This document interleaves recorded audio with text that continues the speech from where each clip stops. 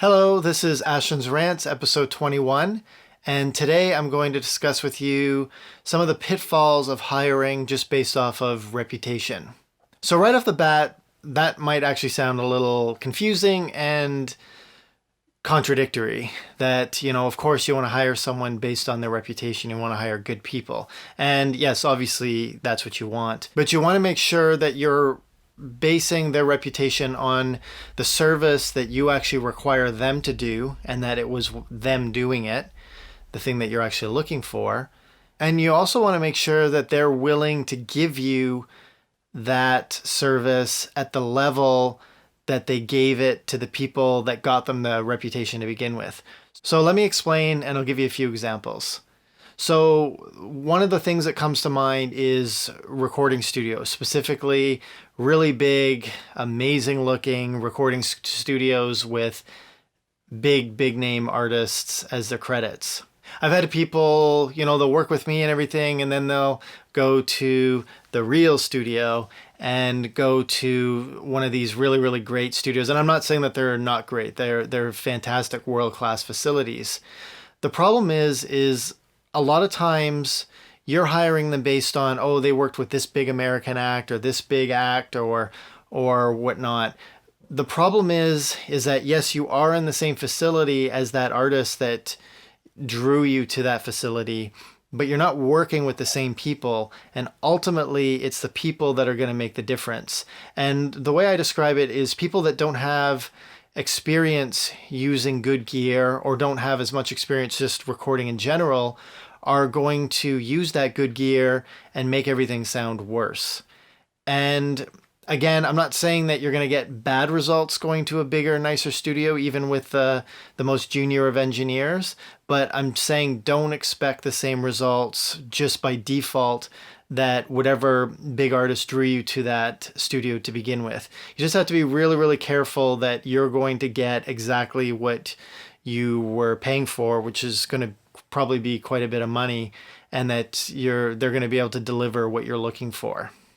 Now, another example is one that I've come across over the years, and that's where an artist starting out or in a certain part of their career ends up hiring a big producer that's probably a little out of their league and isn't really interested in the project. It's just kind of a money gig for them. A mistake that people make, especially in Canada, about the music business is that if someone's really successful in Canada, it's kind of like, well, I mean, sure, they want me to pay them, but they probably don't need the money because they're so successful. I can tell you from my experience dealing with people and talking to people that it doesn't matter how successful someone is in this industry.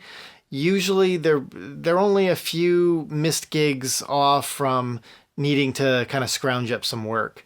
So yes, maybe the biggest producer who's at the time, who's on a real high at the exact moment that you're contacting them, they probably aren't really worried about work.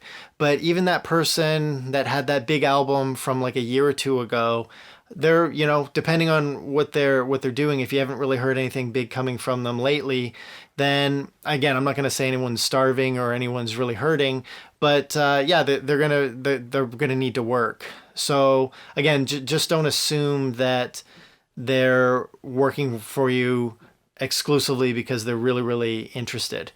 And again, don't assume that they're not interested, but it's just something I'm saying, just be aware of. So I know someone a long time ago that they ended up hiring, this person had been to, worked with different people, and then they decided they're going to get serious and hire a bigger name producer. And the producer did a professional job. There was nothing wrong, but there wasn't really anything inspired. Like I heard what the person did, and the artist definitely didn't get very inspired work. They just got kind of a professional job done without any of that stuff that would have helped propel the artist to the next level. So again, you really want to make sure when you're hiring a producer that it is a good idea to hire someone with a name. They can help drag the project forward, but you have to make sure that they're really, really into the project as well and they're doing it for the right reasons. And I don't want to discount my profession when I say that. Obviously, we all need to make a living and everything, but just from that artist side, just be aware of that. On the same token, when you're hiring a session musician or something, you're hiring them out because maybe they played on this album or that album, and just make sure that you're gonna get that same result from them that they delivered for that big project. It's just natural in this business. I always say that success is so hard to get that when there is success, everyone is just drawn to it and they're willing to go that extra mile. And when people think that their work isn't going to be heard or going to be getting out there as easily, it's easy to kind of maybe just cut some corners and just treat it like what we call like a money gig. And obviously, you as the artist, you're putting everything into this. You want to make sure that you're not being treated like a money gig and that you're getting the absolute best from people, talented people that are passionate about your project. So I don't want this rant to scare anyone off about hiring any particular person, any particular studio. Go to the bigger studio, go to the really big name producer or whatever. But I just want you to be aware of some of those pitfalls that can come when you do that, and just make sure that you're actually getting what you're paying for and what you want and what your project deserves.